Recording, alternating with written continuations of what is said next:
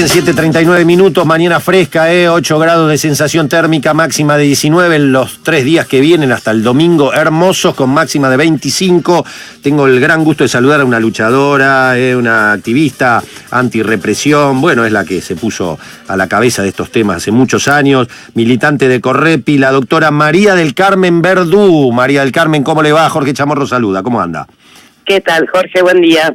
Bueno, la pregunta de fondo, después vamos a los datos y que usted maneja también, es la vez pasada cuando hablamos en La Matanza, en la radio de la Universidad de La Matanza, usted me dijo, porque yo le preguntaba, ¿por qué esta hazaña así tan livianamente con los venezolanos, con el turco, con el paraguayo, como mandando un mensaje aún sin ninguna prueba, quedando expuestos jurídicamente con una liviandad total, y usted me dijo muy claro, quieren disciplinar la protesta social. ¿Sigue afirmando esto, María del Carmen? Sí, es cada vez más evidente. En el caso de los trabajadores y trabajadoras migrantes es doblemente fuerte esta persecución. Esto ha tomado cierta trascendencia a raíz de las barbaridades que han dicho funcionarios de gobierno respecto de quienes estuvieron detenidos el día miércoles, tan arbitrariamente como el resto de los detenidos y detenidas, pero que han sido acusados de ser agentes del recontraespionaje y no sé cuántas cosas más. Ustedes fíjense, por ejemplo, del ciudadano turco de Anil Baran, se dijo desde el gobierno que había venido a la Argentina clandestinamente para organizar la movilización del G20, anti-G20 del 30 de noviembre. Fíjense el grado de previsibilidad, el aparato que está teniendo que enfrentar la pobrecita Pato Bullrich, que hace 3 años este muchacho se vino a radicar a la Argentina previendo que en diciembre de 2018 iba a haber reunión del G20, porque vive en Villa María desde febrero de 2016. Se casó con una argentina, ¿no? Y en el medio se casó con una argentina, anduvo laburando en una agencia de logística, tiene la loca idea de querer ser argentino.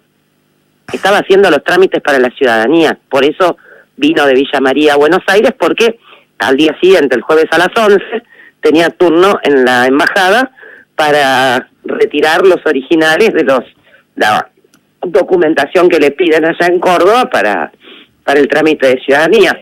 Partida de nacimiento actualizada, certificados de antecedentes, esas cosas que tienen que estar actualizadas. Entonces, se nota el doble, digo, porque el migrante tiene que ser doblemente disciplinado, como minoría absolutamente represaliada que es, y porque visibiliza de la manera más brutal la explotación, la opresión, la represión.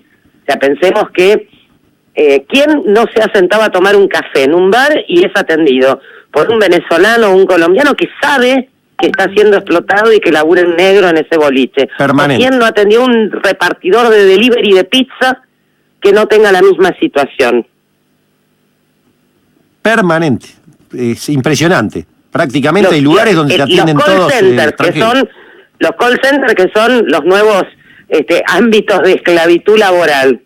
Cuando te llaman de tu empresa de telefonía celular o de cualquier otra a venderte cosas, o de cualquier empresa de servicios a venderte cualquier cosa. Bueno, prepagas también, María del Carmen. Hoy vas a un hospital. Todo el marketing. Claro. Todo el marketing telefónico, que sabemos que es verdaderamente un sistema casi de rotación de cama caliente, tipo taller clandestino de confección de ropa, jamás vas a escuchar un timbre de Recoleta que te llame. Claro. Siempre va a ser un centroamericano. ¿Y qué hay detrás de esto entonces? ¿Qué se busca? Todo el aparato y todas las medidas de represión tienen que ver directamente con la necesidad de imponer ese disciplinamiento y ese control social para otra cosa. Acá no se trata de que Bullrich o Macri o Ritondo u Ocampo se levanten un día a la mañana y digan: hoy nos vamos a dedicar a pegarle a la gente, hoy nos vamos a dedicar a perseguir migrantes pobres, sino que la represión es un instrumento, es una herramienta que se aplica para algo. Y acá lo vimos el otro día claramente, el objetivo es aprobar el presupuesto de Macri y el FMI, como en diciembre el objetivo era imponer la reforma previsional, que ahora ya nos están diciendo que se quedó por la mitad y quieren ir por más, volviendo al sistema de privatización que tanto nos jodió en los 90, y por eso lo que es importante es entender que uno se indigna frente a las situaciones represivas, frente a un fusilamiento de gatillo fácil, frente a una muerte en una cárcel o en una comisaría por tortura, o una detención arbitraria como la del miércoles pasado. Pero es fundamental que entendamos que eso es justamente el emergente de la otra parte, que es lo que requiere también no olvidar que solamente con protagonismo en la calle podemos enfrentar y frenar este gobierno de ajuste, de saqueo, de entrega, de represión y de opresión. La represión es la herramienta para que pase el ajuste, para que pase el plan del FMI, para que pase el saqueo, para que pase la entrega. Si leemos el presupuesto, vamos a ver, por ejemplo, que en la parte destinada a ordenar las prioridades de seguridad y defensa, se habla, por ejemplo, de la protección de eventos internacionales de carácter estratégico. Sí. ¿Qué es eso sino las reuniones del G20? Claro. O se habla, por ejemplo, de la protección, usan de vuelta la palabrita estratégico, de objetivos estratégicos en materia de recursos naturales. ¿Qué es eso sino vaca muerta? Preguntémosle a los patagónicos cuántos gendarmes, cuántos prefectos, cuántos militares están empezando a ser trasladados a esa zona. O sea que ahí hasta lo verías como algo hasta global hoy con un Bolsonaro, por ejemplo, en Brasil. Por supuesto, y justamente por eso hicimos tanto esfuerzo y nos movilizamos la semana pasada a la Embajada de Brasil para decir Elenau, porque el avance de la ultraderecha en el continente de la mano de Bolsonaro, en el marco además de un avance de la derecha en general en la región, es un apoyo enorme para que justamente se pueda profundizar más todavía el plan de Macri y el FMI.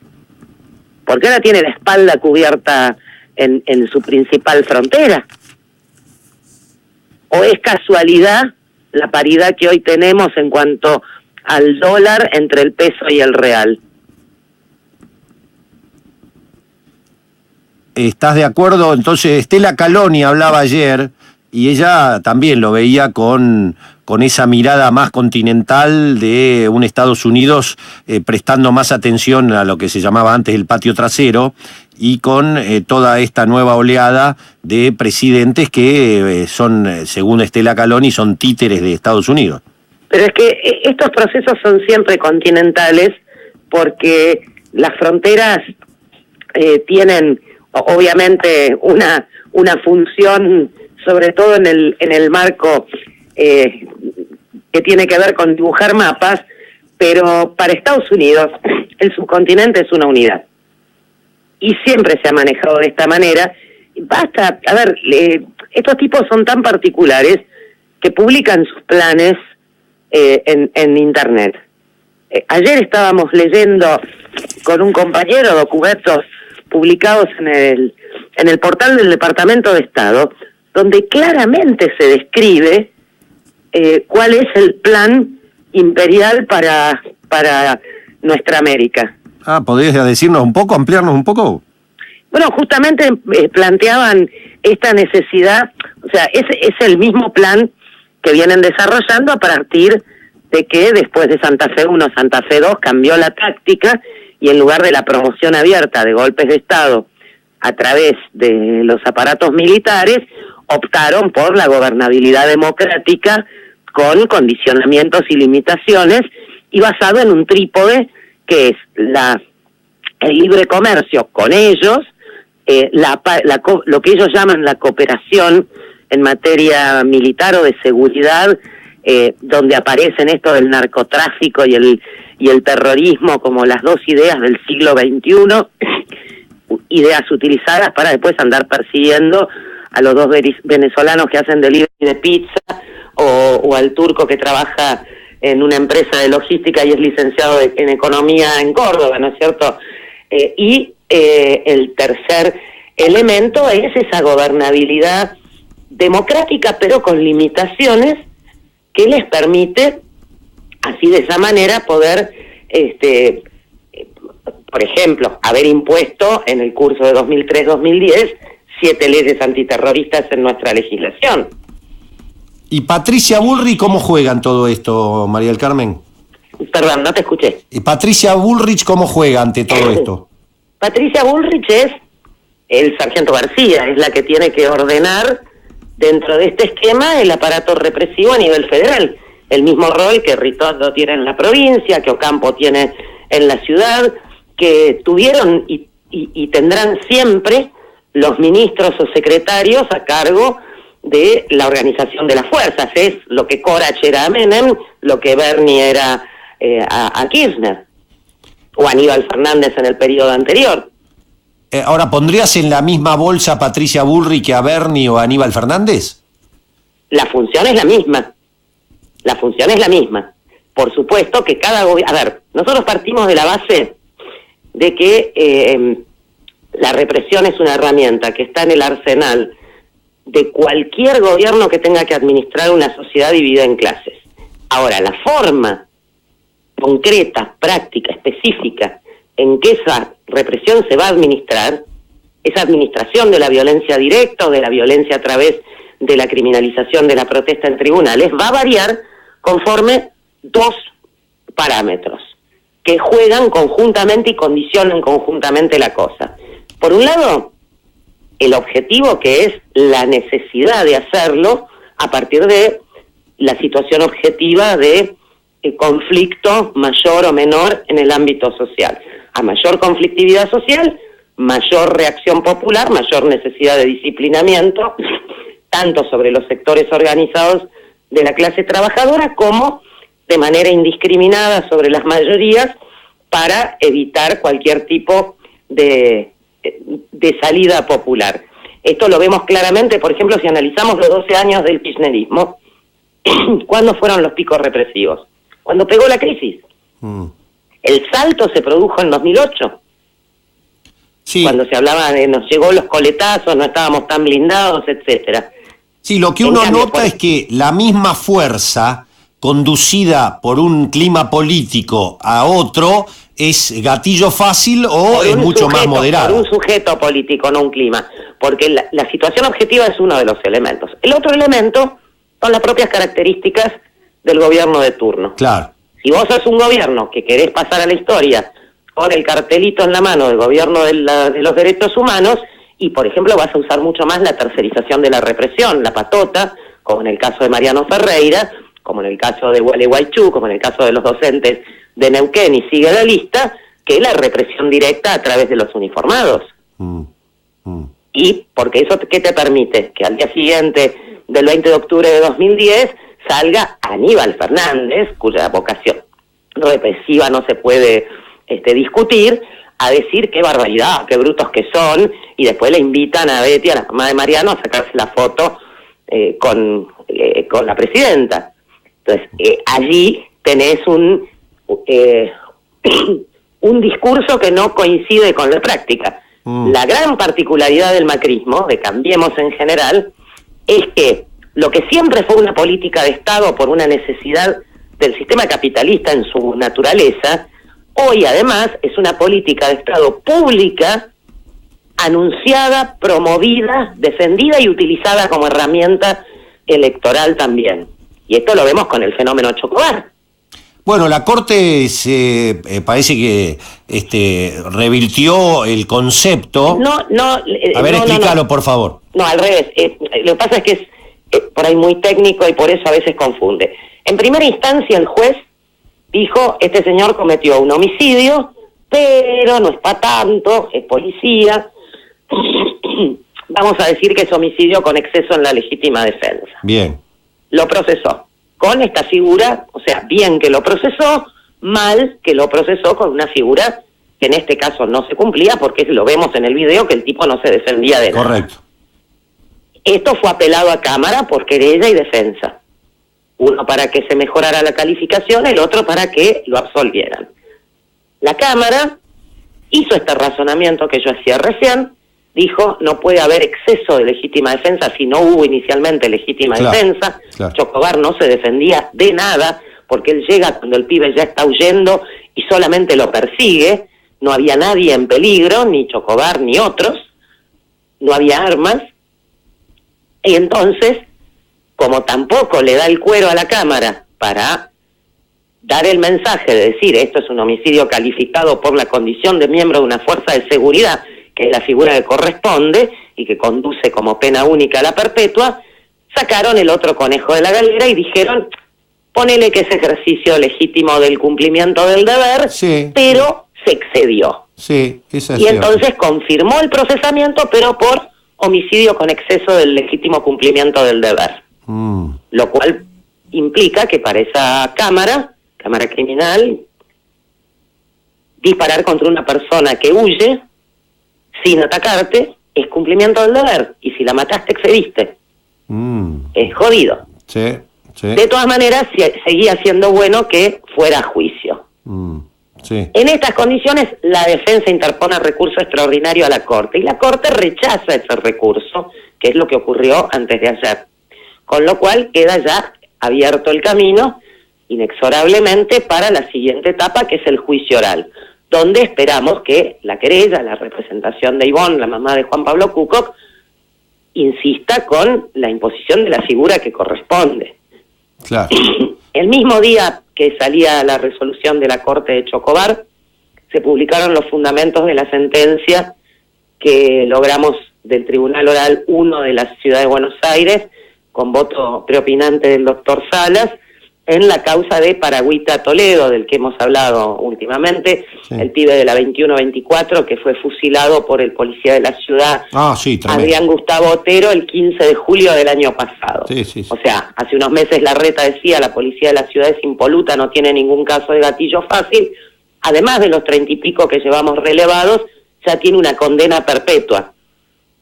Y por gatillo fácil, por boca del tribunal, porque ahí sí el Tribunal Oral 1 dijo, esto es un homicidio, pero no el homicidio que pueden cometer verdugo, chamorro, si sacan un arma y matan a alguien, sino que el que mató era policía y utilizó para matar las herramientas, los recursos que tiene como por su función, y por lo tanto es mucho más grave, y por eso vamos a la otra figura prevista para sancionar al que recibe un arma para una función y utiliza esa función para matar a otro. Perpetua. Esa sentencia verdaderamente extraordinaria que debería ser la regla, pero es tan poco frecuente que jueces y fiscales digan homicidio calificado por la condición de miembro de una fuerza de seguridad que se convierte en excepcional. Está publicada en la página del Centro de Informática Judicial para quien quiera leer un poquito los fundamentos. Es la primera vez en la ciudad de Buenos Aires, desde el juicio al asesino de John Camafreita en 2014, que logramos la aplicación de esta figura y no de alguna otra que disimule la intervención estatal. Sí, sí, claro. En los grandes medios, poco y nada de esto, ¿eh? Poco y nada, efectivamente. Es que justamente es un cachetazo muy fuerte al gobierno nacional y de la ciudad, que nos presentaron la policía de la ciudad como la nueva fuerza, transparente, defensora de los derechos de las personas, etcétera. María del Carmen, batieron todos los récords en materia de gatillo fácil, ¿sí? En proporción al tiempo que llevan funcionando. Sí, ¿podés repetir eso estadísticamente?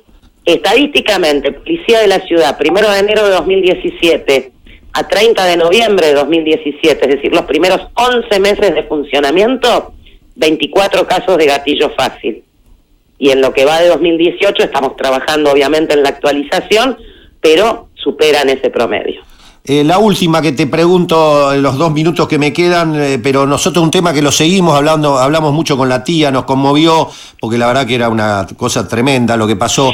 ¿Qué novedad tenés? Porque tenemos entendido que en el caso de Facundo Ferreira, el chiquito de 11 años asesinado con un tiro en la nuca por dos policías que lo perseguían en la motito que iba con el amigo de 14 o de 13, se comprobó que el policía o uno de los que estaban en el asesinato estaba drogado, lo agarraron en una banda que robaba, una cosa pero tremenda. Quería saber qué novedad tenés de todo eso. Sí, bueno, obviamente eso es otro hecho, no se suma en la causa de lo de Facundo, que va a ir a juicio. También allí está esta discusión que mencionaba recién de la calificación, por supuesto con los policías en libertad. ¿Están en libertad? Claro. Algo que mencionabas, es excepcional que un policía imputado por un homicidio esté detenido, como estuvo Otera en este caso que comentaba recién, hasta el momento del juicio e incluso después de la condena, porque como ocurrió, Damián, el muchacho Cutrera, fusilado en el peaje. Sí. Bueno, estamos en contacto con la familia y ayer nos reunimos justamente con el colega que lleva adelante la cuestión técnica, y nos contaba que el argumento dado por la jueza para dejarlo en libertad, a pesar de que está acusado por homicidio agravado, delito por el cual cualquiera de nosotros estaría preso, sin duda, es que es un buen tipo, no tiene antecedentes, tiene domicilio constatado, no representa peligrosidad, agarró a tiros a una persona en un peaje por un incidente de tránsito, ¿no? Sí. Entonces, con esos argumentos, tendrían que estar viajando Bullrich, Ritondo y Ocampo a Hollywood para contratar extras que hagan de presos, porque nos tendrían que quedar vacías las cárceles. Sí. Bueno, volviendo a Ferreira, a esto que vos decías de la participación criminal en otro tipo de delitos, se resume en aquello que escribió Rodolfo Walsh hace mucho más de 50 años, que muestra también la sistematicidad de cómo funciona el aparato represivo como parte de la estructura de instituciones de esta democracia. Él decía, la logia del gatillo fácil es también la secta de los dedos en la lata. La represión y la corrupción son dos caras de una misma moneda que tienen que ver con la propia naturaleza de la función. Porque si vos necesitas que el tipo esté alegre y feliz de hacer lo que lo mandás a hacer, y lo tenés que dejar que haga una moneda. Claro. Sí, claro. Forma parte de lo mismo, claro. Exactamente. Por eso no pasa nada cuando las ratas se comen los panes de marihuana en los depósitos policiales o de gendarmería, o cuando en los de prefectura la cocaína se convierte mágicamente en panes de yeso, o cosas por el estilo. Bueno, ayer Mauricio Macri dijo que habían hecho un operativo de secuestro de 1 tonelada de cocaína y después se descubrió que eran 1 kilo. Que era 1 kilo. Bueno, es probable que haya sido 1 tonelada y hubiera quedado 1 kilo en el camión de secuestro, ¿no? Porque siempre se pierden cosas en el camino. Vos fíjate que hay un viejo chiste de Quino, donde se va achicando la cantidad de la droga secuestrada a medida que va pasando de depósito en depósito policial, ¿no? Sí, pasa lo mismo cuando se decomisa dinero que estaba, que se secuestra dinero, siempre va achicándose el dinero. Mira, poné en tweet el hashtag los narcos son ellos, los transas son ellos, y vas a encontrar 8 millones de noticias parecidas que no trascienden, que salen chiquititas en algún diario local o que algún trabajador de prensa menciona por ahí en alguna red, pero que nunca llegan a los grandes titulares, porque precisamente es lo que no hay que mostrar. ¿Pero qué, vos desmentís que este gobierno sea el que más está luchando contra el narcotráfico? En realidad están luchando contra la competencia. ¿Y cuál es la competencia? Los narcotraficantes que no cierran con ellos. Me voy a amargar más de lo que estoy, María del Carmen, por favor. Quiero ser un poco más feliz.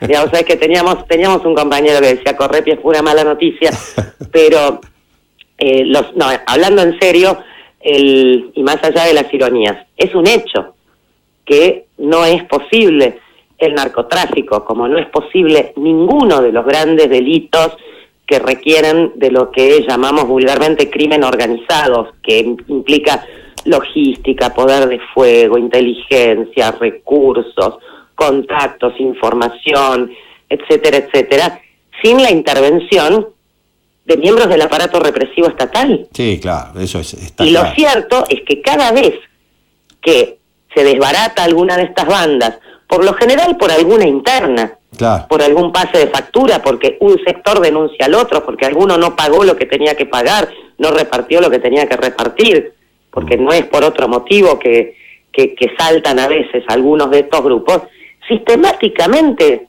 rascás un poquito la superficie y saltó el botón. Sí, lamentablemente en general es así, hasta en las películas. Y andá, así que... o sea, eso por un lado. Lo de Alto Palermo lado, el otro día debe haber pasado algo raro ahí, ¿no? Claro, bueno, pero anda a cualquier barrio que quieras, en cualquier lugar del país, y preguntale a la vecina que está con la sillita matera en la puerta de la casa esperando que venga el nieto del colegio, señora, ¿quiénes son los tranzas acá en el barrio? Te va a señalar. Claro, claro. Y dígame, ¿y quién viene el viernes a la noche a buscar la recaudación? ¿El servicio de calle? Tremendo, tremendo. Bueno, yo tengo un cuñado mío, me decía que en la plaza, el de la calecita, el que proveía, el de la calecita de la plaza, que estaba ahí toda la noche, bueno, en fin. María del Carmen, como siempre, un placer. Gracias por habernos atendido. No, al contrario, un abrazo. Chao, hasta luego. La doctora María del Carmen Verdú, la titular de Correpi, bueno, esta organización que persigue y lucha contra la violencia institucional, dando datos concretos. El turco que venía a ser como el RAM, ¿viste? El RAM, ¿viste? Que era los mapuches que estaban con asistencia también turca, de los gurka, de venezolano, cubano, qué sé yo, que iban a tomar la Patagonia. Bueno, el turco que detuvieron la otra vez, que dijeron que hay que deportarlos porque eran unos delincuentes, no hay una sola prueba contra ella, trabaja acá hace 2 o 3 años en Córdoba, se había quedado sin trabajo y vino a hacer los trámites para no solo ser residente, que ya lo era, sino nacionalizarse argentino. Bien, vamos a una tanda, dale.